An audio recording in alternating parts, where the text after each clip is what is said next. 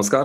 प्रारंभ पर आप सभी का स्वागत। मैं अवनीश। चैनल अपने सब्सक्राइब किया है, वीडियोस को आप लाइक करते हैं, शेयर करते हैं, बहुत बहुत धन्यवाद। बेल आइकन जरूर दबाइए ताकि किसी भी अपलोड की सीधे सूचना आपको मिले।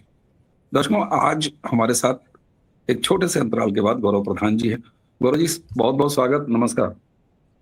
आप सबको जय जय श्री राम। जय जय सिया राम। गौरव जी, आज का थंबनेल बहुत सारे दर्शकों को चौंका रहा है। सड़क से लेकर संसद तक, मोदी जी पास या मोदी जी फेल। ये टाइटल क्यों दिया, ये थंबनेल पे क्यों लिखा? कई ऐसी चीजें छोटी छोटी या तो होते हुए दिखाई रही हैं या होते हुए दिखाई जा रही हैं। मैं किसी भी पॉइंट को छोड़ना नहीं चाहूंगा। मोदी जी की एक अपनी स्टाइल है।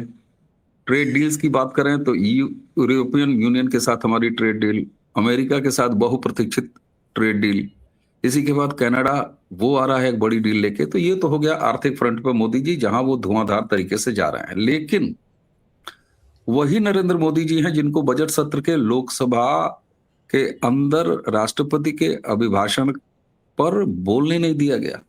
वो बोले नहीं और लोकसभा अध्यक्ष कहते हैं कि उन्होंने मना किया और सपोर्टेज होने की वहां पर संभावना थी, जिस तरीके से संसद में राहुल गांधी बिहेव कर रहे हैं। राहुल गांधी नरवणे साहब की किताब के बहाने एक अजीब सा फितूर। तो क्या संसद से लेके और बाहर और यूजीसी को कैसे मैं भूल जाऊं, जिस तरीके से नकारात्मक एक पूरा माहौल बनाने का प्रयास किया गया। तो आइए जरा सा एक बड़े संदर्भ में, क्योंकि मोदी जी के वर्किंग स्टाइल को आप बहुत मैन्युटली और बहुत विशेष तरीके से उसका डिकोडिंग करते हैं। वाकई राहुल गांधी इस समय थोड़ा सा चौड़े हुए दिखाई दे रहे हैं। क्या नरेंद्र मोदी कहीं थोड़े से कमजोर पड़ते हुए दिखाई दे रहे हैं? क्या कहेंगे आप? जी सर। अवनीश भाई, आप जब भी मेरे साथ वीडियो करते हैं तो वीडियो रिकॉर्ड करने से पहले हम 1-2 मिनट की बातचीत करते हैं। कई बार मैं आपसे पूछता हूँ, अवनीश भाई ये बताइए कि सब्जेक्ट क्या है, प्रश्न क्या है, तो आप बोलते हैं कि सब्जेक्ट ऐसे हैं, प्रश्न ऐसे हैं जिसके लिए आपको तैयारी की ज़रूरत नहीं है, और आपका वक्तव्य होता है कि आप जैसा उचित समझें वैसा बोलें। कई बार मैं आपसे बोलता हूँ कि आप जैसा उचित समझें वैसा इसको कंडक्ट करें।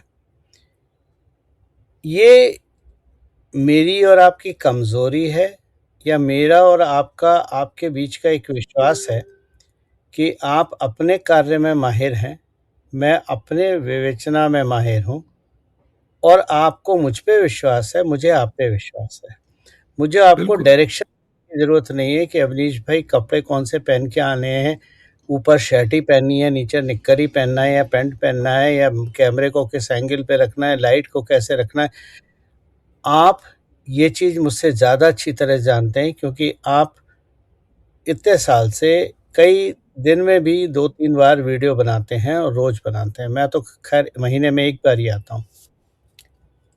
तो जब मैं आपसे कहता हूँ अवनीश भाई जो उचित है वो कीजिए, तो मैं इसलिए कहता हूँ क्योंकि आप अपने कार्य में माहिर हैं और आपको पता है कि हमें ये प्रोग्राम को किस तरफ लेके जाना है, क्या-क्या चीज़ें गौरव प्रधान से निकलवानी हैं, क्या चीज़ें दर्शकों को सुनानी है।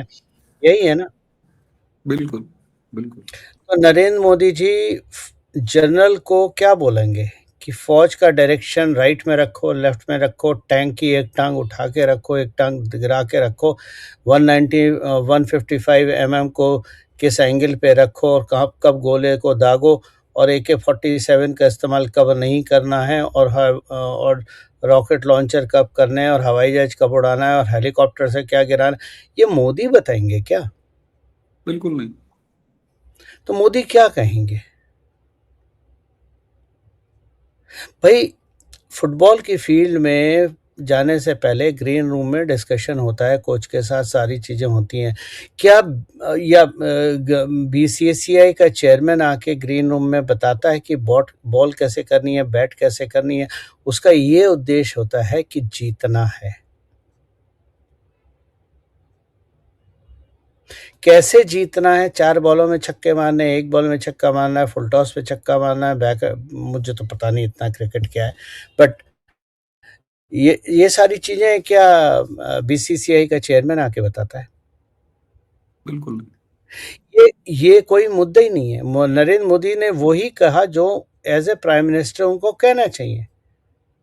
हमारा and objective, leadership and objective देती है, उसको कार्यान्वित कैसे करना है ये तो जो उस फील्ड के धुरंधर हैं वही बता सकते हैं ना। बिल्कुल सर। अगर आप अपनी ससुराल में जाएं और आप पत्नी इस उम्र में भी आपको ये बोलें कि ससुराल में कब बैठना है, कब खड़े हो जाना है, समोसे को आधा तोड़ के खाना है, कचौड़ी को मना कर देना है, चाय को ग्लास में नहीं कप में पीना है, थोड़ी इज्जत का ख्याल रखना है, क्या होगा आपका? ठीक बात, बिल्कुल। मेरे ख्याल से तो ये कोई मुद्दा ही नहीं था जिसको मुद्दा बनाया गया और इस पे इतना डिबेट करके इतना समय बर्बाद किया गया है। केवल देखिए कांग्रेस की फ्रस्ट्रेशन है।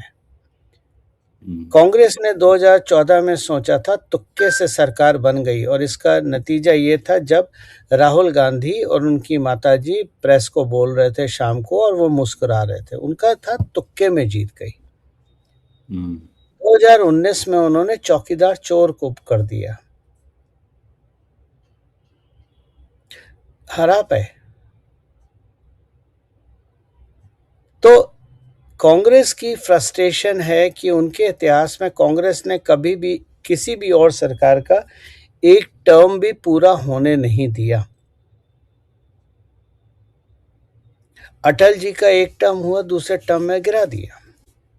सुब्रमण्यम के साथ मिलके, जो आपके किसी टाइम विराट हिंदू हुआ करते थे, उसके बाद शायद ये लांछन मेरे ही पे लगा है कि मैंने ही उन्हें मतलब क्या कहना चाहिए, सबके सामने उनकी असलियत खड़ी कर दी।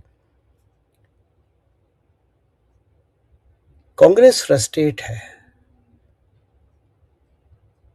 जो किताब का जिक्र हो रहा है, किसी और विपक्ष के नेता ने इस तरह की बात कही है? उनको पता है कि कांग्रेस अपने पैरों पे कुल्हाड़ी मार रही है। राहुल गांधी का मुख्य मुद्दा यह है कि वो, उनको लगता है उन्हें बम गिरा दिया, लेकिन जब बम फटता है तो उनके ही चिथड़े उड़ जाते हैं। आप नरवणे जी की एक अनपब्लिश्ड बुक को कोट कर रहे हैं।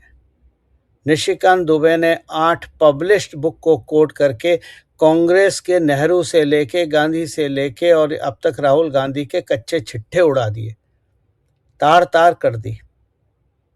ये बात जो किताबों में लिखा है ये कोई नई बात नहीं है जो निशिकांत दुबे ने कहा है। ये हम लोग कई बार लिख चुके हैं, बोल चुके हैं, जब चैनल पे लिख चुके हैं, लेकिन निशिकांत दुबे की बात का कहने का वजन इसलिए ज्यादा है क्योंकि उन्होंने जो बात बोली वो पार्लियामेंट के रिकॉर्ड पे चलेगी और अगले 100 साल बाद भी लोग पढ़ेंगे। बिल्कुल सर, और प्रारब्ध के इसी मंच पर आपके ही साथ हम मेरे कम से कम 6 ऐसे वीडियो हैं, मैं टीम से कहूंगा कि इस वीडियो को डिस्क्रिप्शन में डालें, जो ये सारी चीजें आपने रिवील की हैं, चाहे वो सोनम वांगचुक का हो, चाहे शास्त्री जी की मौत के बाद का पूरा, उसे लाखों दर्शकों ने देखा है। बिल्कुल सही है, मैं तो टीम से कहूंगा उसको जरूर डालें जी। कांग्रेस की हालत यह है कि परिवार के अलावा कोई राज्य नहीं कर सकता। आप लोगों को याद नहीं है, दर्शकों को याद नहीं है, क्योंकि ज़्यादातर दर्शक नए हैं और पुराने दर्शकों तक ये बात पहुंच नहीं पाती है, जो हमारे बुजुर्ग बड़े सम्माननीय बुजुर्ग लोग हैं। शास्त्री जी जब प्रधानमंत्री बने थे नेहरू जी की डेथ के बाद, क्योंकि वो इलेक्टेड नहीं थे, वो सिलेक्टेड थे, तो ये कहा गया कि नेहरू जी, शास्त्री जी 3 मूर्ति भवन में रहेंगे जहां नेहरू जी रहते थे। इसके बाद इंदिरा गांधी बिखर गईं और उन्होंने बहुत बुरा भला कहा और उन्होंने कहा इस व्यक्ति की क्या इतनी औकात है कि ये वहां रहे जहां हमारे पिता रहते थे। और 3 मूर्ति में शास्त्री जी को नहीं रहने दिया, वो बाहर रहे। उनका निवास स्थान, प्रधानमंत्री निवास स्थान बाहर था। तो उस मानसिकता वाले परिवार को पिछले 12 साल से सत्ता के बाहर है, और 12 क्या 15 साल हो जाएंगे सत्ता के बाहर, और उसके बाद अगले 20 साल भी हो जाएंगे सत्ता के बाहर, और उसके बाद 25 साल भी हो जाएंगे सत्ता के बाहर, और तब तक 55 साल का युवा, 75 साल का युवा, 65 साल का युवा हो जाएगा। उसके नाती पोते उसके गोदी में खेलेंगे और वो युवा प्रधानमंत्री की लाइन में लगा रहेगा। इससे बड़ी फ्रस्ट्रेशन इस परिवार की क्या हो सकती है, जहां बच्चों को ये सिखाया जाए भारत में राज करना तो हमारा जन्म सिद्ध अधिकार है। इसलिए जनरल नरवणे की बुक का मैं कोई महत्व नहीं देता हूं। ये तो हो गई पॉलिटिकल बात। और दूसरी बात मैं हमेशा जो कहता हूं, जिस पे सरकार ने संज्ञान लिया था, जो भी हमारे सर्विंग ऑफिसर्स हैं तीनों सेनाओं के, आईबी के और रॉ के, ये 5 संगठनों के, इन पे किसी तरह का रुकाव होना चाहिए कि रिटायरमेंट होने के बाद किताब लिखने की मूर्खता और जल्दबाजी ना करें, क्योंकि बहुत सारी चीज़ें स्ट्रेटेजिक होती हैं जो अनचाहे तरीके से भी मन से निकल जाती हैं। और ये जो छपा दिखाप की बीमारी है, जिसके बारे में नरेंद्र मोदी जी ने एक बार जिक्र भी करा था, छपाक वाली, ये बीमारी बहुत ज़्यादा है। और देश नेशनलिस्ट है, हम बहुत इज्जत करते हैं अपने सैनिकों की, बिना कोई सवाल जवाब करे करते हैं। इसका अर्थ ये नहीं होता है कि सर्विस के बाद आप सारी चीज़ें पब्लिक में उड़ेलना शुरू कर दें। बहुत सारे आ गए हैं आजकल यूट्यूब पे, कोई पैरा का है, कोई आरआर का है, कोई रॉ का है, रॉ का चपरासी है, लेकिन वो अपने आप को रॉ का एजेंट बताता है। कोई उल्टा चश्मा लगा के बोलता है, कोई मोटी सी चांदी की माला पहन के बोलता है। क्या बताना चाह रहे हैं आप?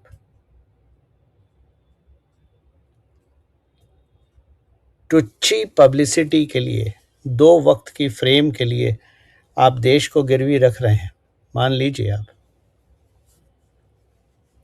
मेरे से आप कितना भी उड़ेल लीजिए, मैं उतनी बात ही बोलता हूँ जितनी मुझे उचित लगती है कि जनता में जानी चाहिए। आपने देखा होगा, मैं नहीं बोलता। तो ये किताब, पहली चीज़ जो मैंने बोला कि ये किताब शायद 2-3-4 साल बाद लिखी जाती तो ज़्यादा बेहतर होता, पर ठीक है, ये लिखी गई है और अब तो फेमस हो गई है, अब बिक्री भी बढ़ेगी, रॉयल्टी भी अच्छी खासी मिलेगी, जैकपॉट लग गया। लेकिन जो उन्होंने लिखा, कांग्रेस की प्रॉब्लम ये है कि जो किताब में लिखा है उसको उन्होंने ट्विस्ट करके लोगों को कंफ्यूज करने की कोशिश करी, जबकि जनरल नरवणे ने अपने वीडियो में क्लियर कर दिया। अवनीश भाई, अगर आप प्रधानमंत्री हो, अगर मैं प्रधानमंत्री हूं, हमें फौज का आइडिया नहीं है, हमें नहीं पता 155 mm में और 156 mm में क्या फ़र्क होता है, हमें नहीं पता उनके बैरल कितने लंबे होते हैं, हमें नहीं पता उनके वजन कितने होते हैं। अब हम क्या बैठ के अपने दफ्तर में इंस्ट्रक्शन देंगे बंदूक को कैसे चलाना है, किस एंगल से चलाना है, क्या स्ट्रेटेजी अपनानी है? हम तो वही बोलेंगे ना कि जो आपको उचित लगे वो कीजिए। और क्यों कीजिए? क्योंकि आपको देश को डिफेंड करना है। मोदी तो दिल्ली में बैठे हैं ना, कोई बॉर्डर पे थोड़ी ना लड़ने जाएंगे। बिल्कुल। तो कांग्रेस का, देखिए, एक हमारे कॉमेडियन हैं दुनिया में जो किसी देश के राष्ट्रपति हैं, और एक हमारे यहाँ कॉमेडियन है जो प्रधानमंत्री नहीं है, बनना चाहते हैं। दोनों में बहुत सिमिलैरिटी है और दोनों में एक बहुत बड़ा बदलाव है। दोनों की सिमिलैरिटी ये है कि दोनों को कुछ नहीं आता और दोनों अपने देश को बर्बाद करने पे तुले हुए हैं। सिमिलैरिटी ये सिमिलैरिटी है। दोनों में फर्क ये है कि उसने अपने लाखों लोगों को मरवा के कॉमेडी कर रहा है, मैं यूक्रेन के राष्ट्रपति की बात कर रहा हूं, और यहाँ वाले महात्मा गांधी के पक्के मतलब फॉलोअर हैं, जो अहिंसा के मार्ग पे चल के अपनी पूरी पार्टी बर्बाद कर दी। अब दिक्कत ये है कि राहुल गांधी कोई चीज बोलते हैं और जो दरबारी है, जयराम रमेश, के सी वेणुगोपाल, सुप्रिया श्रीनेत, पवन खेड़ा, रागिनी नायक, आलोक शर्मा प्रवक्ता बने बैठे हैं। इनको एक ही चीज है कि जितनी गालियां दे सकते हैं मोदी को दें, क्योंकि इन्हें लगता है कि गालियां देने से ये राहुल गांधी के करीब हो जाएंगे और अगली राज्यसभा कुर्सी मिल जाएगी। इस चक्कर में जनता राहुल गांधी का नाड़ा खींचती है, ये पूरे कपड़े उतार देते हैं।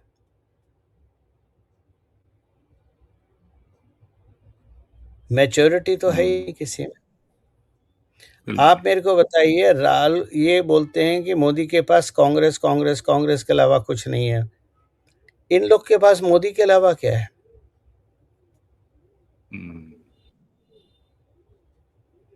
विपक्ष होना जरूरी है, विपक्ष होना चाहिए, देश को सही दिशा देने के लिए विपक्ष होना चाहिए, लेकिन यह विपक्ष है कहाँ? यहाँ तो विपक्ष है ही नहीं। मोदी के खिलाफ नफरत, इसके अलावा कुछ है ही नहीं। और मैं आपको सिर्फ एक चीज याद दिलाता हूँ, इस बहाने बड़ा मुझे लग रहा है कि इसका जिक्र करना बेहद जरूरी है।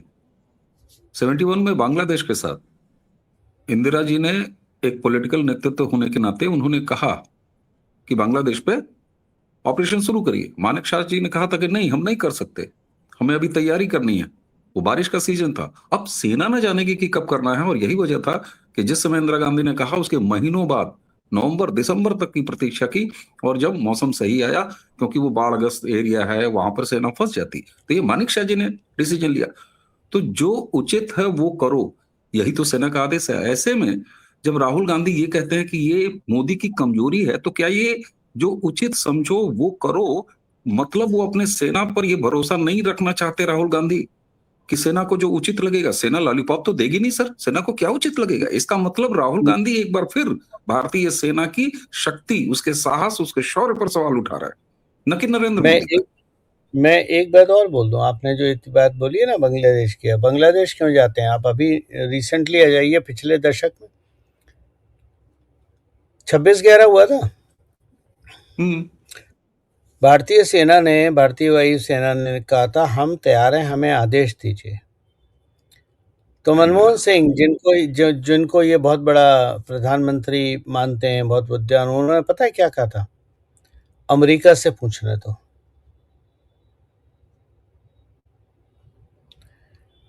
मोदी ने तो यहां साफ कहा ना, जो उचित लगे वो करो। मनमोहन सिंह जी ने क्या कहा था? और ये जिसको आयरन लेडी बोलते हैं, सैम मानिक शाह ने, सैम बहादुर ने, उनको तो गूंगी गुड़िया बोला था ना, उन्होंने बोला था। तो ये जो पब्लिक पोस्चरिंग कांग्रेस की है, अगर सोशल मीडिया नहीं होता तो कांग्रेस सफल होती, लेकिन सोशल मीडिया होने की वजह से 5 मिनट में ही धज्जियां उड़ जाती हैं, क्योंकि लोगों के पास माध्यम है असली बात को देखने का कि असलियत क्या है। परसेप्शन और नैरेटिव की तो बात कीजिए। तो कांग्रेस ने 2020-21 में एक हथियार इस्तेमाल करा और उन्होंने कुछ 5 लाख सोशल मीडिया वॉलेंटियर तैयार किए, 2 रुपए पर ट्वीट वाले। और वो 2 रुपए पर ट्वीट वाले आज भारत में बिके हुए, जिसमें से बहुत सारे, कई मतलब 10, 15, 20 अच्छे, जिनके अच्छे नंबर हैं, 2.5 लाख 5 लाख फॉलोअर, वो 25,000 50,000 में ट्वीट मारते हैं। वो सुबह सीजीआई को बताते हैं कि कोर्ट कैसे चलना चाहिए, जजमेंट कैसे होना चाहिए, कहाँ वो गलत हैं कहाँ वो सही हैं। शाम को मोदी जी को बताते हैं, रात को जयशंकर को ज्ञान देते हैं, और इस बीच अगर समय मिल जाए तो निर्मला सीतारमन को बता देते हैं बजट कैसे बनाना है। अवनीश भाई, एक चीज मैं आपके दर्शकों से निवेदन करूंगा, जितनी सूचना क्रांति हुई है, जितना सोशल मीडिया बढ़ा है, जितना ईज ऑफ इंफॉर्मेशन आज लोगों के पास है, 2-3 बटन दबा के आपको सारी चीजें मिल जाती हैं, आप सर्च कर सकते हैं। ये जितना आसान हुआ है, उतनी ही अपने दिमाग की उपलब्धता और उपयोगिता की उपयोगिता बढ़ गई है। सूचना हर तरफ से आ रही है, लेकिन कौन सी सूचना सही है, कौन सी नैरेटिव है, कौन सी परसेप्शन क्रिएट करने के लिए, कौन सी पेड है अनपेड है, उसके लिए आपको अपना दिमाग इस्तेमाल करना बहुत ज़रूरी है। किसने क्या कहा, किसने क्या नहीं कहा, उसकी एक तो हमारे देश में दिक्कत ये है ना, जरा सी बात हो जाए हम मोदी जी का 56 इंच की छाती नापने लगते हैं। हम भूल जाते हैं यही 56 इंच की छाती ने पाकिस्तान में घुस के मारा था, यही 56 इंच की छाती ने 11 जगह बम गिरा के पाकिस्तान की बर्बादी कर दी थी, यही 56 इंच की छाती ने कैरेना हिल में डाल के न्यूक्लियर आर्सेनल को बंद कर दिया था, अमेरिका के दबाव के बावजूद। और यही 56 इंच की छाती है जो अमेरिका के किसी भी कहने पे दबाव पे नहीं आया। ट्रंप ने ही टैरिफ लगाया और ट्रंप ने ही टैरिफ हटाया, और ट्रंप और भी बात करना चाहता है। ट्रंप के लोगों ने कहा है कि मोदी से बात करना आसान नहीं है। ये 56 इंच की छाती नहीं है तो क्या है, लेकिन हम भूल जाते हैं 56 इंच की छाती। क्यों? क्योंकि हमारा पर्सनल इंटरेस्ट राष्ट्रीय इंटरेस्ट से ऊपर है। किसी को किताब लिख के कमाना है, किसी को सोशल मीडिया में आके बकवास करनी है, किसी को यूट्यूब पे जाके सारा RRPR कैसे काम करता है, ये करता है, वो करता है, सब उड़ेल देना है। किसने कितने आतंकवादी मारे, कैसे मारे, कहाँ पर मारे, कनपट्टी पे मारे, पेट में मारे, टांग पे मारे, सारी डिटेल पब्लिक में कर देनी है। हर चीज पब्लिक कंजम्पशन के लिए नहीं होती है। बिल्कुल बहुत सारे मुद्दे होते हैं जिसका ना कभी क्रेडिट लिया जाता है, ना कभी बोला जाता है, बल्कि कई बार तो ऐसे करने के बाद उसको डिनाई भी कर दिया जाता है कि हमने तो ऐसा नहीं कहा।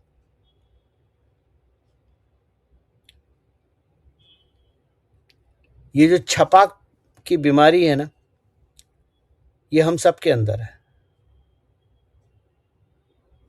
क्योंकि हमें क्रेडिबिलिटी, दिखास और छपास, दिखास और छपास, दिखास और छपास, छप जाओ दिख जाओ, कैमरा मुंह पे रख जाए, सामने आ जाए, माइक मुंह पे आ जाए तो कुछ भी उड़ेल दो, कुछ भी बकवास कर दो, बिना तोले, अपने शब्दों को बिना तोले कि हम क्या बोल रहे हैं और इसका क्या मतलब लोगों पे क्या असर होगा, इस बात को कैसे मरोड़ तरोड़ के पेश किया जाएगा।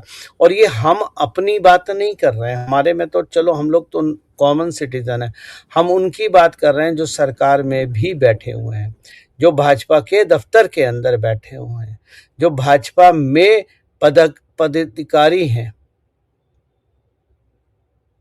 लोग कई बार इस बात को करते हैं कि मोदी डिफेंड नहीं करते हैं, मोदी सरकार में जवाब नहीं देते हैं, वो रिएक्टिव नहीं है, कोई बात होती है वो सोते रहते हैं। इन लोगों को शायद ये नहीं पता कि विपक्ष और पक्ष में क्या फर्क होता है। विपक्ष के लिए नियम नहीं होते हैं और पक्ष अपनी मर्यादाओं में बंधा हुआ होता है। बिल्कुल बिल्कुल। तो कई बार पक्ष नहीं बोल पाता है। हम अगर प्रधानमंत्री जी को सपोर्ट करते हैं, या मान लीजिए अगर हम भाजपा के सदस्य हैं, तो हमारे वक्तव्य बड़े नाप तोल के होने चाहिए। ये छपाक और दिफाक की बीमारी हमारे अंदर नहीं आनी चाहिए, वरना इससे न केवल पार्टी और सरकार बदनाम होती है, बल्कि हम तो नेस्तनाबूद हो जाते हैं। बिल्कुल। राजनीति में, पक्ष में जितना आप संयम रखेंगे, जितने आप शांत रहेंगे, उतना ही होगा। नरेंद्र मोदी हर बात पे नहीं बोलते हैं, लेकिन जब बोलते हैं तो परखच्चे उड़ जाते हैं। और राज्यसभा में बोला। इसीलिए संसद में जब प्रधानमंत्री बोले तो कांग्रेस बाहर चली गई, बायकॉट कर दिया, क्योंकि उनको लगा बायकॉट करने से काम हो जाएगा। और वो है ना, ऑस्ट्रिच अपना मुंह सैंड में घुसा लेता है और बोलता है ऑल इज वेल। प्रधानमंत्री विपक्ष के लिए नहीं बोल रहे थे, प्रधानमंत्री देश के लिए बोल रहे थे। संसद में खड़े होके कैमरे के सामने ऑन रिकॉर्ड देश के लिए बोल रहे थे, देश के लोगों के लिए बोल रहे थे। संसद में ना होना, कांग्रेस ने वॉकआउट करने से अपने पैरों पे खुद कुल्हाड़ी मार ली। इस कांग्रेस को ये समझ में नहीं आ रहा कि जितना हम नरेंद्र मोदी को खींचेंगे, हम उतना ही ट्रैप में फंसते चले जा रहे हैं। बिल्कुल सर, बिल्कुल सर। और जो इंदिरा गांधी, नेहरू जी की अय्याशी अब तक किताबों में थी और प्राइवेट डिस्कशन में थी, या हम जैसे यूट्यूब पे बोलने वालों के मुंह में थी और हम बताते थे, आज वो निशिकांत दुबे ने संसद में बोल के रिकॉर्ड पे रख दिया। ये बहुत बड़ी बात है, समझिए। बहुत बड़ी, डॉक्यूमेंटेड हो गई साहब, हमेशा के लिए भारत के इतिहास में। ये हमेशा भारत के इतिहास के लिए डॉक्यूमेंटेड हो गई है, बिना ऑब्जेक्शन के, बिना काउंटर के। बाहर आप क्या बोलते हैं उसकी कोई वैल्यू नहीं है। और राहुल गांधी क्यों किताब को कोर्ट संसद में करना चाह रहे हैं और बाहर नहीं करना चाह रहे हैं? क्योंकि अगर बाहर करेंगे तो केस हो जाएगा, केस हो जाएगा। इम्यूनिटी एंजॉय कर रहे हैं, केजरीवाल भी यही करता था। संसद में कुछ भी बोलेंगे तो केस नहीं होगा। यही अरविंद केजरीवाल की स्ट्रैटेजी थी कि जब भी उसको गालियां देनी होती थी मोदी सरकार को, वो विधानसभा का एक सेशन बुला लेता था, क्योंकि विधानसभा के अंदर जो बोलोगे उस पर कोई केस नहीं होता, आपके ऊपर इम्यूनिटी होती है। और बाहर अगर आप बोलोगे तो फिर लेटर पे माफीनामा लिख के तैयार रखना। बिल्कुल ठीक बात। लेकिन वही है ना, जब मूर्ख आदमी एक पलटन को लेके चल रहा है तो उसकी मूर्ख की पराकाष्ठा क्या होती है, जो एरोगेंस की वजह से होता है। कि आप किताब लेके गए थे जनरल की, और आपने पूरे नेहरू गांधी के कच्चे चिट्ठे सारी डिटेल्स निकलवा दी, और उससे भी शांति नहीं मिली, तो आपने पार्लियामेंट के गेट पे बैठ के जो भारत सरकार में मंत्री हैं सरदार जी, उनको आपने गद्दार बोल के बिना मांगे अपने पैरों पे फिर से कुल्हाड़ी मार ली। यस। और वो कुल्हाड़ी इतना बढ़िया मुद्दा हाथ लग गया कि अब उसको पंजाब में उसको पेला जाएगा अच्छी तरह से। बिल्कुल। तो जो बची कुची थी, तो ये एरोगेंस बहुत बड़ी चीज होती है। और ये एरोगेंस राहुल गांधी में कहाँ से आई है? ये एरोगेंस राहुल गांधी में बचपन से आई है, क्योंकि दादी से लेके और सब ने उनको ये सिखाया है कि भारत पे राज्य करना तो हमारी जन्म से अधिकार है। भारत हमारी प्राइवेट प्रॉपर्टी है, भारत पे और कोई राज्य नहीं कर सकता। ये जो एरोगेंस बचपन से राहुल गांधी के अंदर ठूस ठूस के भरी गई है, यही आज निकल रही है। तो गांधी जी का सबसे अच्छा काम जो खैर राहुल गांधी ने किया है, आज़ादी तो सुभाष चंद्र बोस ने दिलवाई थी, लेकिन राहुल गांधी ने जो गांधी जी की एक विचारधारा थी उसको सब सही अपनाया है, और नॉन वायलेंट तरीके से पूरी पार्टी को सुहा कर दिया।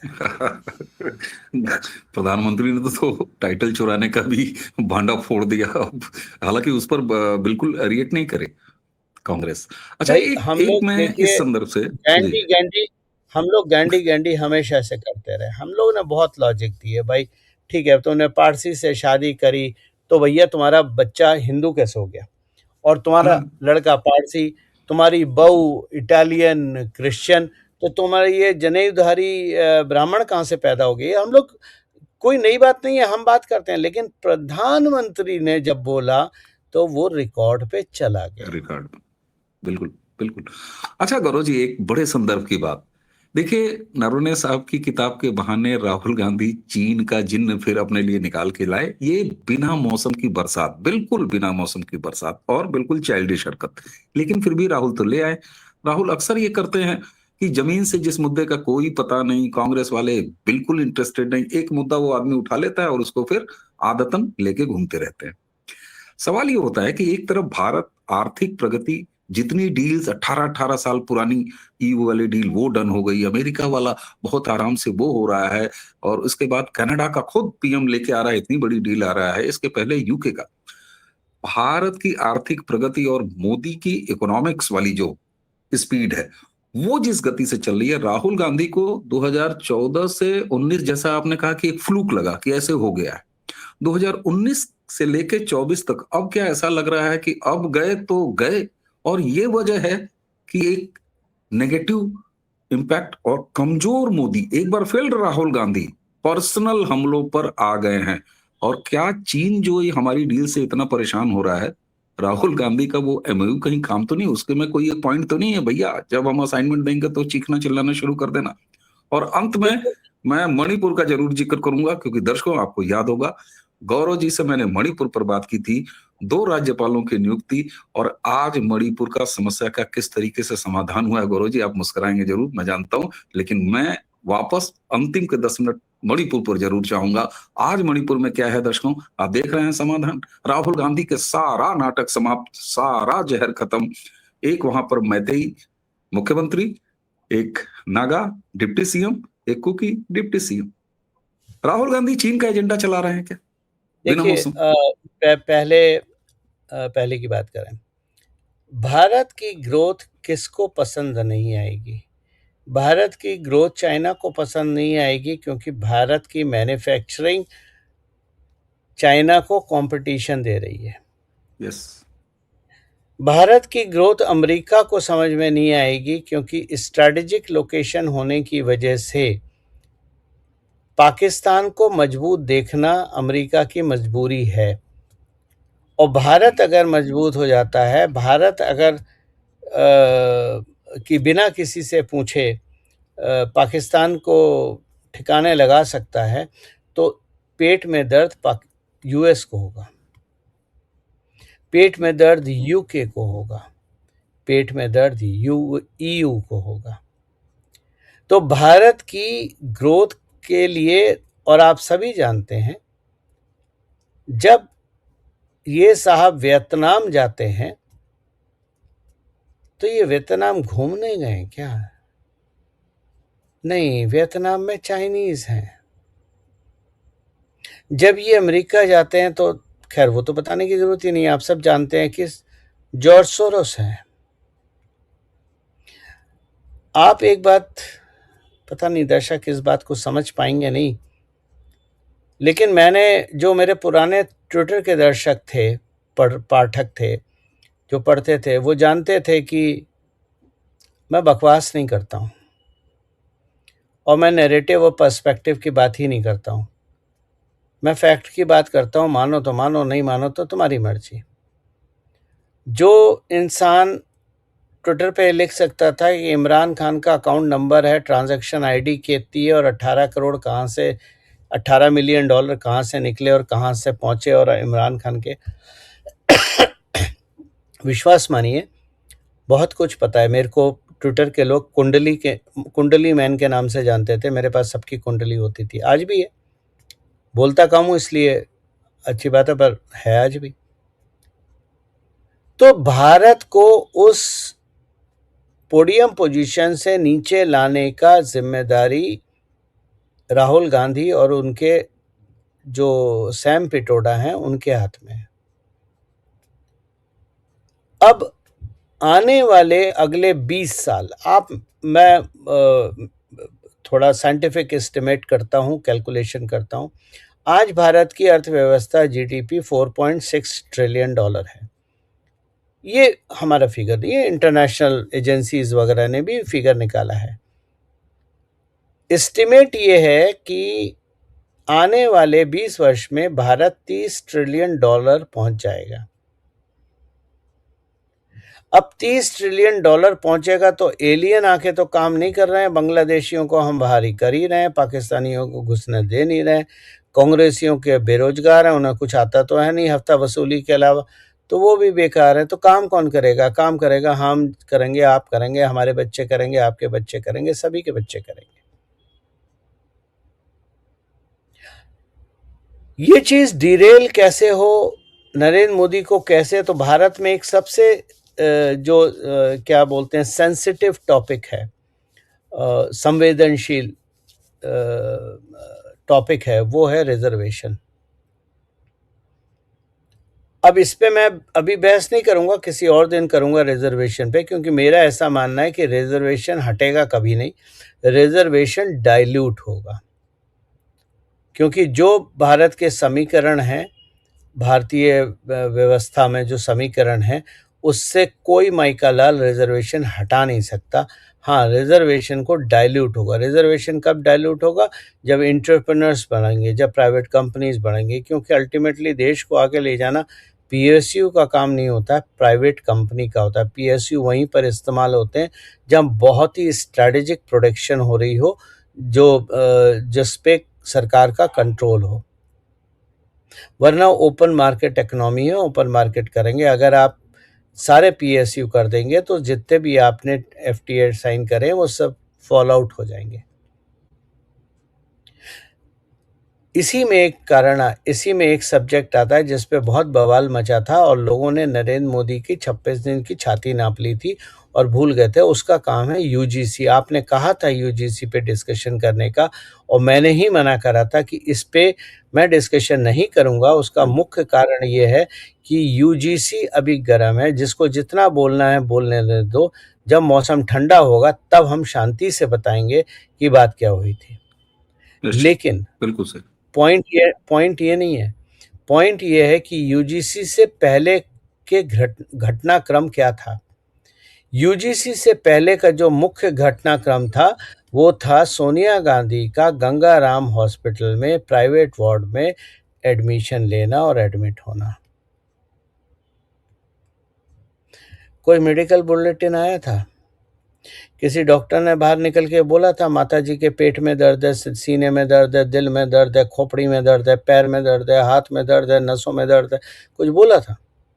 बिल्कुल नहीं, खबर दब के रह गई, सामान्य चर्चा भी नहीं हुई, ब्रेकिंग उसका कारण है क्योंकि हॉस्पिटल का प्राइवेट वार्ड ही ऐसी सिक्योर जगह होता है जहां पर आप कोई भी डिस्कशन कर लीजिए, ना आपकी सिक्योरिटी वहां सुन सकती है, ना आपके पीए सुन सकते हैं, ना आपके कोई और लोग सुन सकते हैं। सबसे सीक्रेट डिस्कशन की जगह गंगाराम हॉस्पिटल का वो प्राइवेट वार्ड है। और उसके बाद ये खबर हॉस्पिटल की कहीं नहीं आई, किसी ने बात नहीं करी, और उसके बाद सडनली मुद्दा क्या उठता है? यूजीसी। अब आप माता जी पहले भी गई थी गंगाराम हॉस्पिटल में, जरा क्रोनोलॉजी उठा के, आपके दर्शक हैं, थोड़ा सा होमवर्क दे रहा हूँ, जब वो पहले गई थी आप उठा के देख लीजिए उनके आने के बाद क्या हुआ था। माता जी तो तो अब कब जाती हैं सर गंगाराम? ये तो गजब आपने। हाँ दर्शकों, वो तो मीटिंग पॉइंट है। ओहो, देखिए, बहन जी दुबई जाती हैं, बहन जी दुबई गई थी, उसके बाद पहलगाम वो पुलवामा हुआ था। माता जी यूएस जाती थी, यूएस में इतनी सीक्रेसी नहीं हो पाती थी, उन्होंने हैंड ओवर कर दिया यूएस अपने बेटे जी को। माता जी गंगाराम में बैठती हैं, बेटा यूएस जाता है, बेटी दुबई जाती है, बेटा वियतनाम जाता है। बड़े घूमने का चस्का यार। हम तो रिटायर्ड है, हम तो कहीं नहीं जाते हैं, हम तो घर में बैठे रहते हैं यार। हम तो पड़ोस में सब्जी लेने भी नहीं जाते हैं, वो भी अमेजोन से मंगा लेते हैं। तो यूजीसी एक टूल किट था हिंदुओं को बांटने के लिए, और काफी हद तक सक्सेसफुल हो गए। और ये इसका काउंटर आएगा, आप विश्वास रखिए, इसका इतना तगड़ा काउंटर आएगा कि जो आज मोदी को गाली दे रहे हैं उनमें अगर जरा सी भी शर्म होगी तो चुल्लू भर पानी में डूब के मर जाएंगे। लेकिन हुआ है, इम्पैक्ट हुआ है, नो डाउट, इसमें कोई दो राय नहीं। लेकिन वो ये राजनीति में जो चीज मैंने मोदी जी से सीखी है कि पेशेंस बहुत बड़ी चीज है। बिल्कुल। लेकिन अमेरिका यूजीसी डील हुआ सामने। क्यों? लेकिन यूजीसी हुआ क्यों था? क्या यूजीसी 2026 के जो चुनाव आ रहे हैं 3 4 5 राज्यों के, उनके लिए हुआ था? जी नहीं। यूजीसी का असली टारगेट है योगी आदित्यनाथ 2027।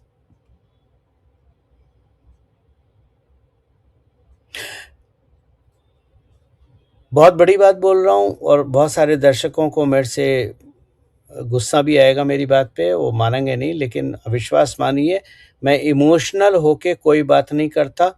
मैं जबरदस्ती सिक्के नहीं उछालता हूं किसी के नाम के। लेकिन 2027 में अखिलेश यादव का चुनाव अखिलेश यादव नहीं लड़ेंगे। अखिलेश यादव की जगह भाजपा का गुट, संघ का गुट, हिंदू यूट्यूबर बिके हुए जो बड़े बड़े नाम हैं, जो चवन्नी फेंकने पे पलट जाते हैं, ये लोग अखिलेश यादव के लिए चुनाव लड़ेंगे।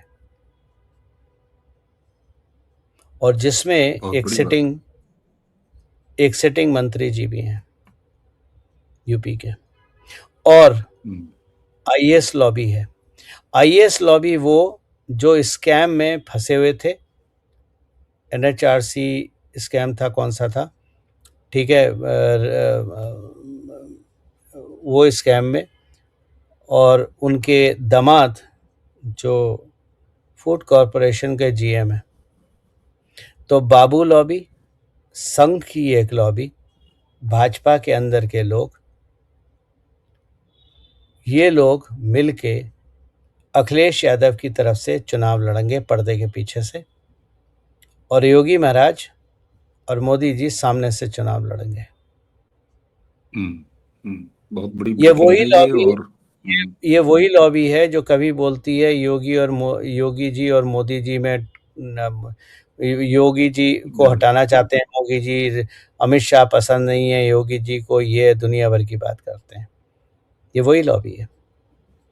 तो मैं हमेशा बोलता हूँ ना, आपका जो जनरल विपिन रावत ने भी बोला था, और मैं भी कई साल से बोल रहा हूँ, जिसकी वजह से मेरे से किसी की बनती नहीं है, क्योंकि मैं मीठी भाषा नहीं बोलता।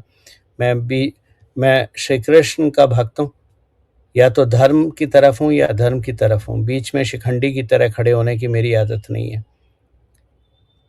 इसलिए लोग मेरे से नाराज़ हो जाते हैं, और हो जाएं, मेरी सेहत पे कोई फ़र्क नहीं पड़ता। सच बोलने से भी अगर आप नाराज़ होते हैं तो कोई बात नहीं, आप नाराज़ हो जाइए। लेकिन सच्चाई ये है कि हिंदू का सबसे बड़ा दुश्मन है, मुसलमान आपका बात का चीज़ है। और 2027 का यूपी चुनाव हिंदू ही हिंदू को हराने की चेष्टा करेगा। बहुत बड़ी बात, बिल्कुल। और मुझे तो लगता है कि इस पर एक डिटेल्ड अलग से आपसे मैं अनुरोध करूंगा कि क्योंकि ये इतना गंभीर है। और दर्शकों, जिन किसी को भी कई बार गौरव जी लोग कह देते हैं कि आप लोगों ने आके बता दिया, आप इसके लिए क्या कर रहे हैं, भरोसा रखिए, सारी चीजें नहीं बताई जा सकती। ये वीडियो रिकॉर्ड करने से पहले ये चिंता गौरव जी ने हमसे शेयर की, और मैं बस ज्यादा कुछ नहीं कहूंगा। उचित माध्यम से उचित स्थान तक ये सूचना, फीडबैक निश्चित पहुंचेगी। गौरव जी, मणिपुर तो कैसे, मतलब ये क्या हुआ? वो नहीं है एक मीम में, ये क्या हुआ? राहुल गांधी की तो एक दुकान बंद हो गई। देखिए, मैंने जब मणिपुर पे वीडियो आपको बताया था तो मैंने आपको समझाया था कि मैतेई जो हैं वो लोकल मणिपुरी हैं, कुकी जो हैं वो बाहर से आए हुए हैं, और नागा का एक फ्रैक्शन है जो नागालैंड की तरफ से है। तो ये बहुत बैलेंस अप्रोच है। हाँ, इसमें थोड़ी सी एक दिन हिंसा कुछ हुई थी, वो इसलिए हुई थी कि वो आपस की ही हिंसा है, इसको क्यों पोस्ट मिल गई उसको, जो आपस में ही नेता लड़ते हैं। बाकी अभी मेरा मेरी मेरी मेरी ट्रैवल मेरी मेरी मणिपुर की ट्रैवल फिक्स हो गई है और फरवरी के बाद मैं जा रहा हूँ। मैं थोड़ा छोड़ूंगा नहीं टहल टूल साहब। के, हाँ, थोड़ा टहल टूल के आऊँगा, फिर आपको बताऊँगा। तो लेकिन हाँ, इतना ज़रूर कहूँगा कि जो ऑब्जेक्टिव लेके हम चले थे मणिपुर में, वो हमारे काफ़ी हद तक पूरे हुए हैं और मेन स्ट्रीम में लोगों को लाने का जितना कोशिश हो सकती है, उतनी कोशिश कर रही है सरकार। सरकार भी कर रही है, एजेंसीज़ भी कर रही हैं। पर देखिए, मणिपुर का हिस्सा जो है, मणिपुर, अरुणाचल, आपका सिक्किम, ये ये ये केवल भारत की इश्यू नहीं है, ये एक जियोपॉलिटिकल अपसेट है। क्योंकि उधर सेंट मार्टिन आइलैंड है जो बांग्लादेश दे रहा है अमेरिका को, लेकिन फिर वो उधर म्यांमार भी बैठा हुआ है। तो ये चीज़ें इतनी आसान नहीं है जितना जितना न्यूज़ में दिखता है, और जो न्यूज़ में दिखता है वो कभी सच्चाई नहीं होती है। ये मेरे आपके दर्शकों को बहुत बहुत कई बार से निवेदन कर रहा हूँ कि जो आप लोग न्यूज़ में देखते हैं, जो आप लोग यूट्यूब पे देखते हैं, मणिपुर पे ज्ञान देने वाले बहुत सारे लोग होंगे और मैं उनको बुरा नहीं कहता, बेचारों की दाल रोटी चलती है यूट्यूब से। लेकिन कभी आप पूछिए उन लोगों से कि क्या वो मणिपुर में रहे? क्या वो मणिपुर में गए कभी? क्या वो नागालैंड, अरुणाचल प्रदेश में क्या बोलते हैं उसे, पदयात्रा करी उन्होंने? कभी नहीं करी ना।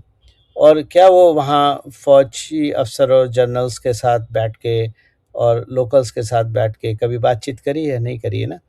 वो अपने घर से नहीं निकले, वो केवल यूट्यूब खोलते हैं, बनाते हैं और इधर-उधर न्यूज़ पे, और मोदी को गालियाँ दे दो, मोदी को समझा दो, राहुल गांधी को गालियाँ दे दो, उसको समझा दो। मणिपुर की प्रॉब्लम, नॉर्थ ईस्ट की प्रॉब्लम इतनी सरल नहीं है जितनी आपको लगती है। मैं जा रहा हूँ, जाना अभी था लेकिन मेरे और कुछ शेड्यूल ट्रैवल हैं, उसको मैं चेंज नहीं कर सकता। लेकिन मार्च में मैं जाऊँगा और उसके बाद आपके साथ बैठ के एक बार फिर मणिपुर पे डिटेल विवेचना करी जाएगी। बिल्कुल जो मेरे से जो बताने लायक बात होगी वो मैं बता दूँगा, क्योंकि मैं फ़ौजी नहीं हूँ और मुझे रिटायरमेंट के बाद बोलने की आदत नहीं है।